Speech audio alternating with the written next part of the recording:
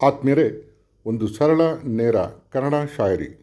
ಹಳೆಯದೊಂದು ಗಾದೆ ಮಾತಿದೆ, ಹುಟ್ಟಿಸಿದವನು ಹುಲ್ಲು ಮೇಯಿಸುವುದಿಲ್ಲ ಅನ್ನುವ ಮಾತು.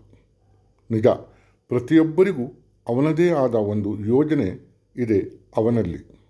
ಹಾಗಾಗಿ ಗೊಣಗದೆ ಆಡಿಸಿದಂತೆ ಆಡುವುದು ಒಳ್ಳೆಯದು ಅನಿಸುತ್ತದೆ. ಕೇಳಿ ಈ ಶಾಯರಿ. ಶೀರ್ಷಿಕೆ ಅವನು ನಾವು. ಅವನು ನಾವು.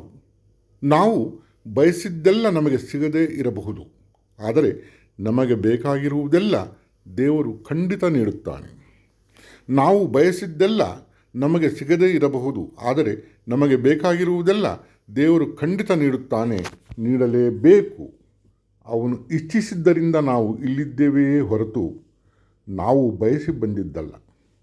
ಅವನು ಇಚ್ಛಿಸಿದ್ದರಿಂದ ನಾವು ಇಲ್ಲಿದ್ದೇವೆಯೇ ಹೊರತು ನಾವು ಬಯಸಿ ಬಂದಿದ್ದಲ್ಲ, ನಾವು ಬಯಸಿ ಬಂದಿದ್ದಲ್ಲ. ಕೇಳಿದ್ದಕ್ಕೆ ಧನ್ಯವಾದ. ನಿಮ್ಮ ಮುಗ್ಧ ಬೇಗ್.